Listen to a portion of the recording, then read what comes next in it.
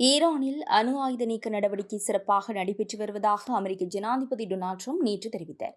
கடந்த 3 இரவுகளாக ஈரானை கடுமையாக அமெரிக்கா தாக்கி வருகின்றது. இருந்தபோதிலும் நாங்கள் இப்போது நன்றாக பழகி வருகிறோம் என குறிப்பிட்டார். இன்றைய பார்வை நிகழ்ச்சியுடன் இணைந்திருக்கின்றீர்கள். கட்டாரில் நடைபெற்று வரும் அமெரிக்கா மற்றும் ஈரானிடையேயான மறைமுக பேச்சு சிறந்த முறையில் நடைபெறுவதாக ஜனாதிபதி டொனால்ட் ட்ரம்ப் கூறியுள்ளார்.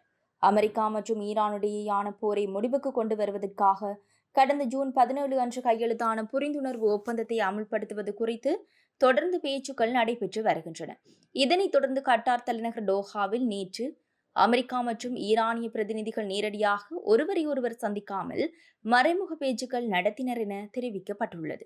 இந்த நிலையில் கத்தார் அரசு பரிசளித்த ஏர்போர்ஸ் ஒன் விமானத்தின் மூலம் ஜனாதிபதி ட்ரம்ப் நேற்று டோஹாவிற்கு பயணம் மேற்கொண்டார். அதற்கு முன்னர் செய்தியாளர்களை சந்தித்த அவர் டோஹாவில் ஈரானுடன் சிறந்த முறையில் பேச்சு நடைபெற்று வருவதாக கூறியுள்ளார். இது பற்றி அவர் மேலும் தெரிவிக்கையில், தற்போதைய நிலவரப்படி டோஹாவில் சிறந்த முறையில் பேச்சுக்கள் நடைபெற்று வருகின்றன. ஈரானின் அணு ஆயுத ஒழிப்பு நடவடிக்கை சிறந்த முறையில் நடைபெற்று வருகிறது என தெரிவித்தார்.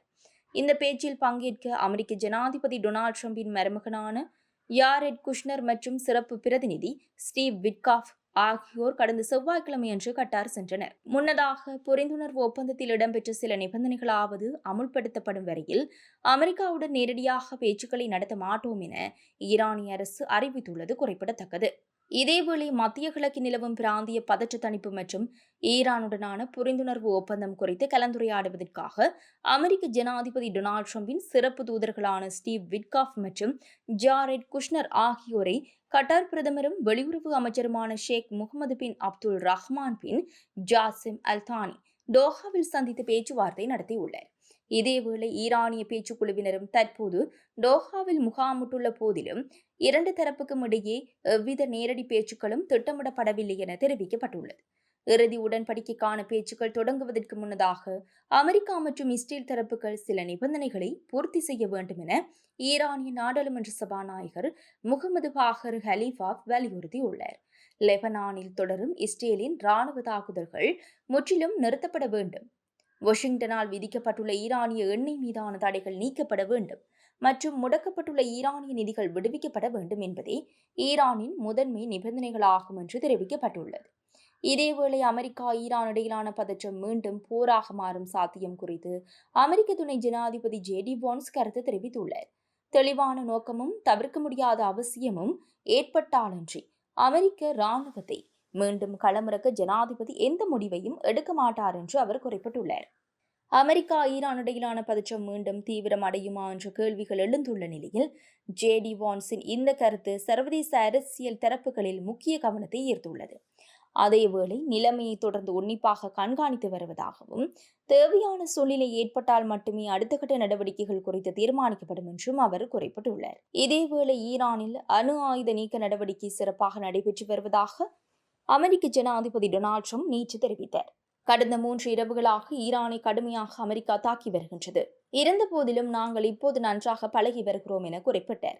கத்தார் வழங்கிய ஏர்போர்ஸ் ஒன் விமானத்தில் வடக்கு டோஹாவிற்கு ஜனாதிபதி ட்ரம்ப் நேற்று பயணம் மேற்கொண்டார்.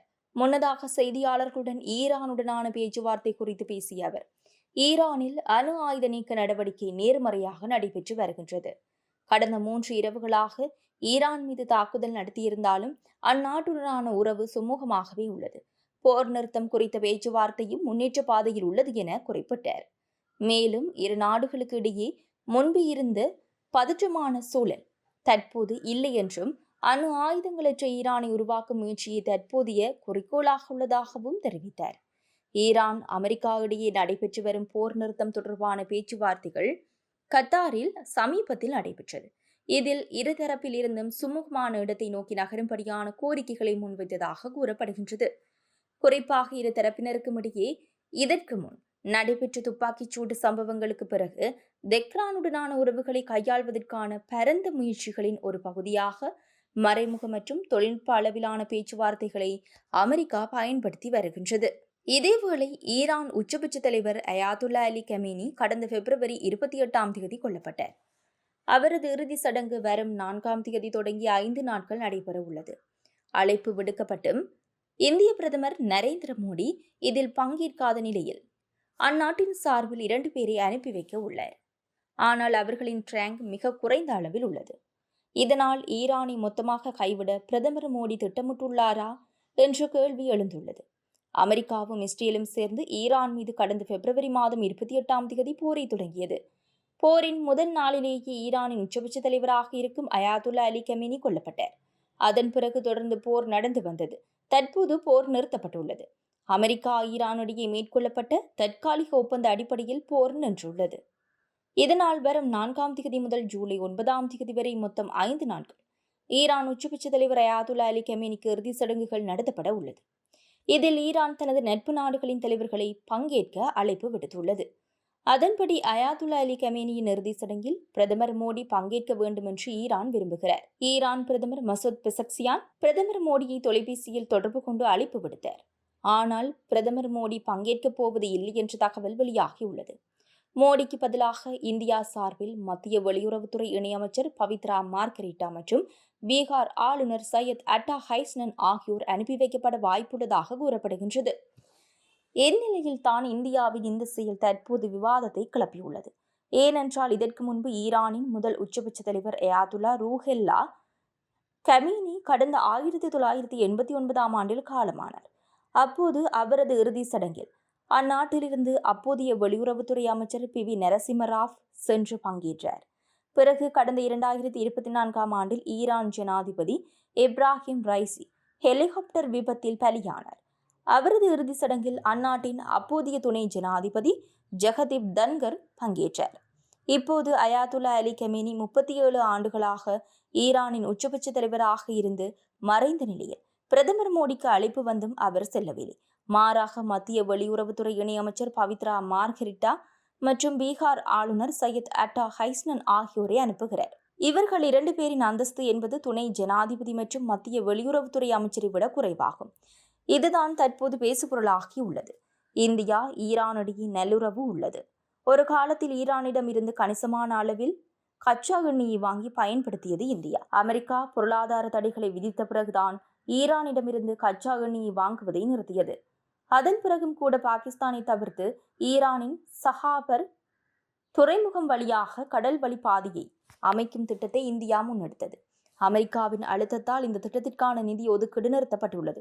அது மட்டுமன்றி மத்திய கிழக்கு நாடுகளான சவுதி அரேபியா, கத்தார், ஈராக் உட்பட பிற நாடுகளிடமிருந்து அந்நாடு கச்சா எண்ணெய் வர வேண்டுமென்றால் ஈரானின் ஹார்முஸ் ஜலசந்தி வழியாகத்தான் வந்தாக வேண்டும். இவையெல்லாம் சிறப்பாக நடக்க வேண்டுமென்றால் ஈரானின் ஆதரவு நமக்கு நிச்சயம் வேண்டும்.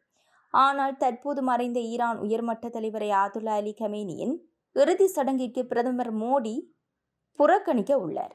இந்தியாவிற்கு இஸ்ரேல் மற்றும் அமெரிக்காவுடனான நல்ல உறவு உள்ளது. இந்த நாடுகள் சேர்ந்துதான் அயாதுல்லா அலி கமேனியை போட்டு தள்ளியது.